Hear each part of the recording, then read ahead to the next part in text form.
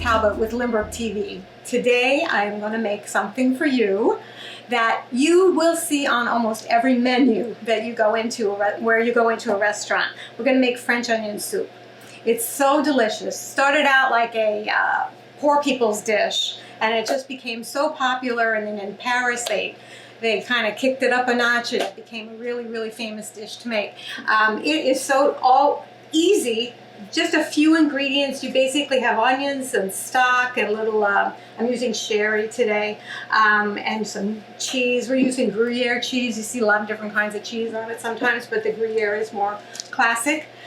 So what we're going to do, I'm going to show you a little bit about the onion, but I just want to go over all those ingredients I mentioned. We've got the cheese here. I'll be showing you how to grate the rest of this Gruyere cheese.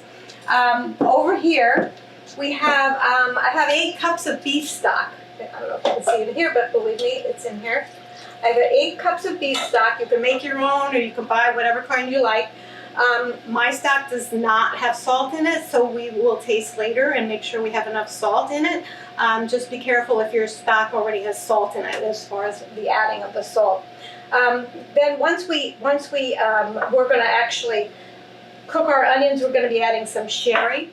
Some recipes will add wine, red wine, white wine, all different kinds of things. You'll see there's all variations on this. So I imagine you could even use a little brandy if you want. So we're going to use sherry. We're going to use a little bit of flour to thicken it. We're going to have salt and just a little bit of sugar to help caramelize the onions. That sugar will help caramelize the onions.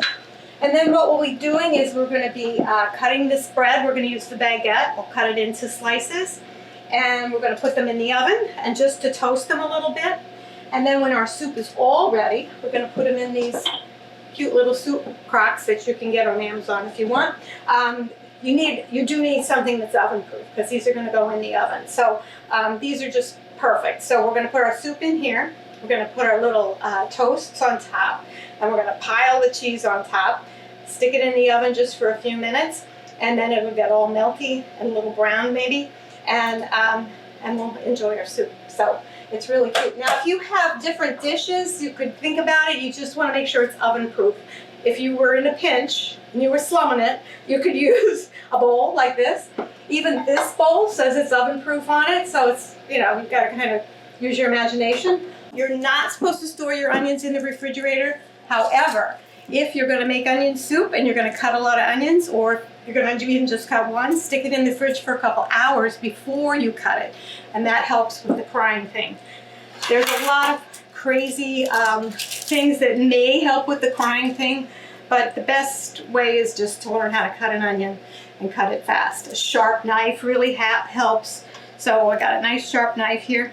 But the thing with an onion, you've always got an onion in so many things, so it's good to learn how to deal with it. It's got the stem end and the root end. You're going to leave that root end on while we're working with it, because that's going to hold it together until we're finished. We're not dicing, we're just slicing for this, but I'll show you what we're going to do. We're going to, anytime you have anything round, you got to get a flat side. You can see that anything round is going to roll around, and you're going to more than likely cut yourself. So let's try not to do that. So we're going to cut off the stem end, leaving the root end on. Now, this is just a little secret I'll tell you that you can do, but don't misunderstand me. We're not going to cut off the root end. I'm just going to trim it just ever so slightly, because otherwise the dirt from the stem end gets all over your cutting board, and you're always fighting with those little specks. So we're just going to keep the root end is still intact. Okay, now I'm going to cut right down. See, as soon as I cut the flat side, it's steady, and so it's safer. So now I'm going to cut this way, and now I'm going to put it on the flat side again. Okay, now I'm going to take the knife and put 2 little slits in here, and this sometimes helps to get the skin off. When you're cutting an onion, we just want slices for this, the onion soup. But when you're cutting the onion, think about how you want to use it and what you're doing. When you're cutting it across the grain, like this, we're just going to cut across. You see, we're cutting opposite the grain. So what's going to happen is this onion is going to melt more into the sauce. Okay, if you're cutting an onion for, say, a stir fry, if you want to do it for a stir fry, I would just go ahead and, why don't you take the skin off this, let me show you. When you cut it with the grain, that onion is going to stay together more, so it's going to hold its shape. So I'm just going to cut the root end off for this one because you'll see we're just going to go like this. This is my favorite way, and I think it's easiest for people to learn. Like a kind of a French-trained chef always goes this way first, but I like to take advantages of the natural layers of the onion. And what you do is you cut up to the root end. You see, I'm not going past the root end. Notice you have to change your grip a little bit as you come around. And now you see, since I left the root end on, it's all together. And all I need to do now, remember my fingertips are back. I'm using the blade grip. I'm going to pinch the knife and wrap my 3 fingers. Keep the claw going over here. And cut my onion.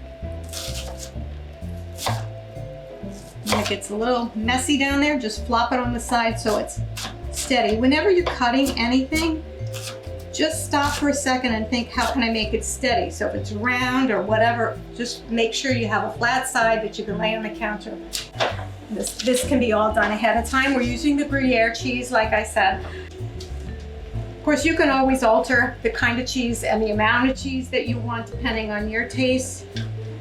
But most people don't say hold the cheese on that. You can use any kind of bread you like. Anything with big holes is probably not so great. To cut it, we're going to use a bread knife. The bread knife is going to do a lot better job for you because it has this serrated edge. And what we need is about 12 slices. I think this is going to make about 6 servings. And we're going to make them about an inch. I love this bread. This has got a beautiful, the French baguette. It's got a wonderful texture. Okay, here we are at the stove. What we're going to do, we've got a nice big pot like this, and I'm going to put a half a stick of butter in there. I'm going to let that melt a little bit.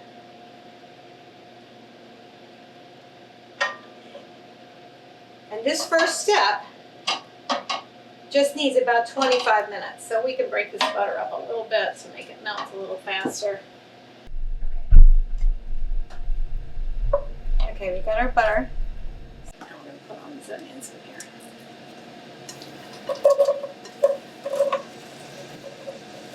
And now this first step, what we're going to do is we're going to put the lid on it.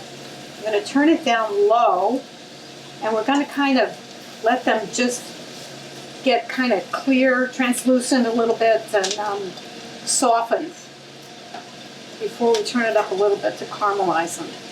We are going to depend on that nice caramelized flavor for our soup. See, that's a big pot of onions.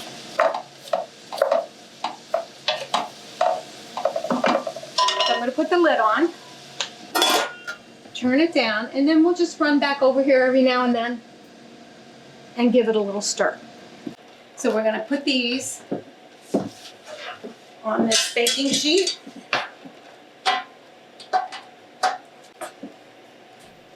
I'm going to brush both sides.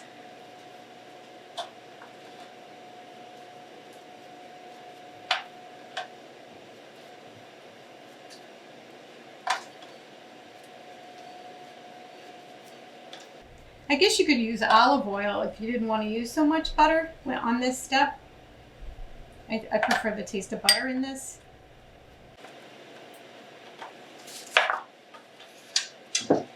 So I'm just going to pop these in the oven just until they're toasted. It's really like 2 to 5 minutes. Okay, we're going to check on these onions.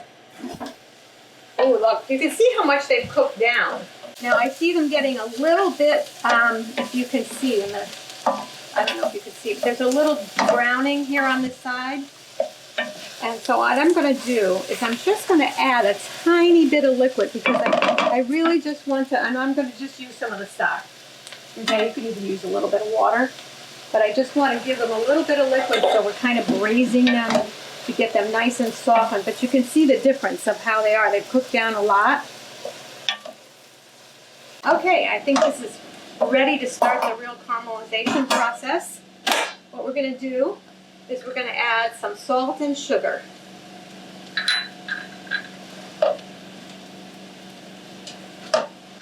Got 1½ teaspoons of salt, and I have a teaspoon of sugar. And that's just going to help it to caramelize a little bit. And now I'm going to turn the heat up, and I'm just going to stir it a little until we start to get that going.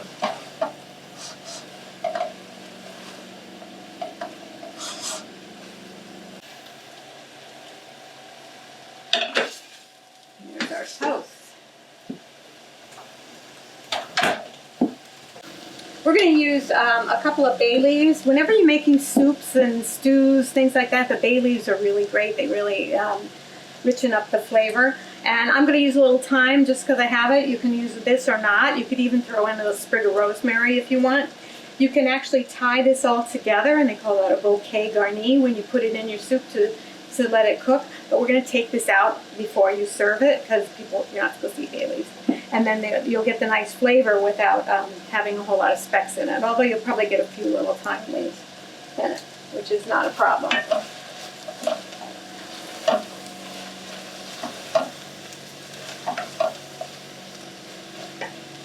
Now here's the next step. We're going to add some flour. Just a little bit of flour. That's going to give it some body. It's starting to stick a little, so I'm going to turn it back down. It's beautiful. You're just going to cook it to cook out the flour taste.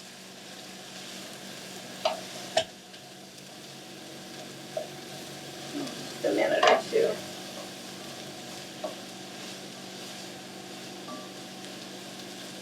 Then we're going to add the sherry. This is just an inexpensive sherry. I think it was $8 a bottle. You don't have to spend a lot on that. You can use whatever you have. As I said, you can switch. Oh, it smells so good. You could switch it to wine. Sometimes red wine is going to make it darker. White wine will make it lighter. See, I was scraping up the brown bits. You always want to get those brown bits in the bottom that are stuck in the bottom because that's a lot of flavor and you don't want to lose that. So we're just going to cook that just a minute to let that the flavor kind of blend. We're going to put in our bay leaf and our thyme. We're going to put in some stock.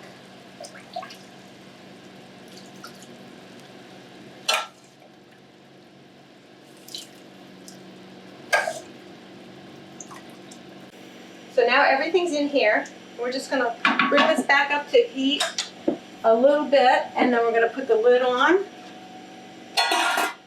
and we're going to simmer that. Okay. All right, we're going to start. Okay, I think the soup is done. So it's totally been about an hour of cooking.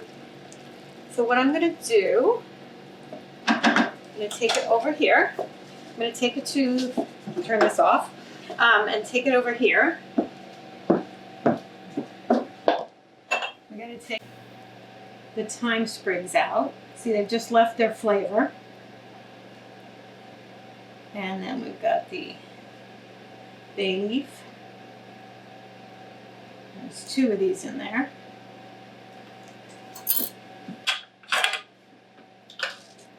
Okay, so now we've got our little crocks here.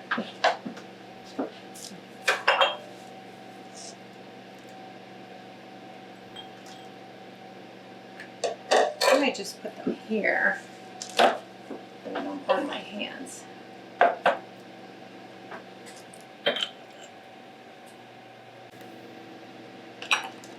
going to get them a little soaked.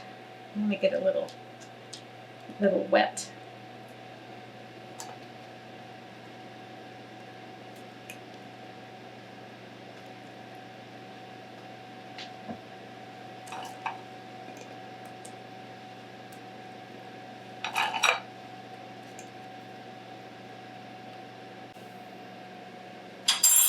And now we're going to put the cheese on.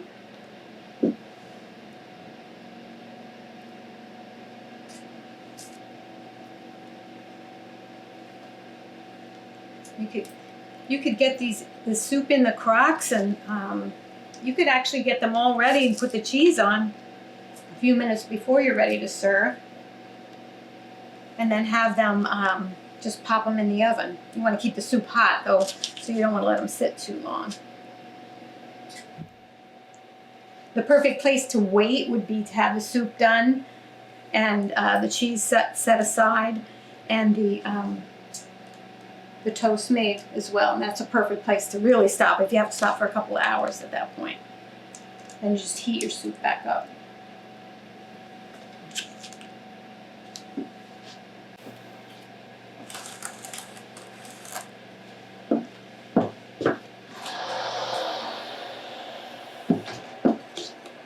I got the lower middle rack I'm going to go for.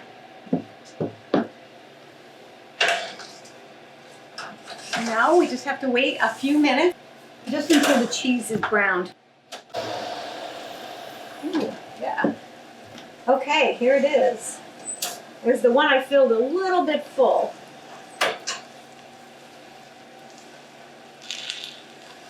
And this is very heavy and hot.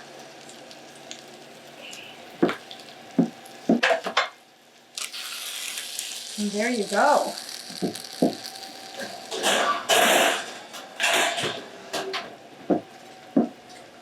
So then all you need to do is tell the people the crocks are hot. And you're going to put it onto a plate. And there you have it.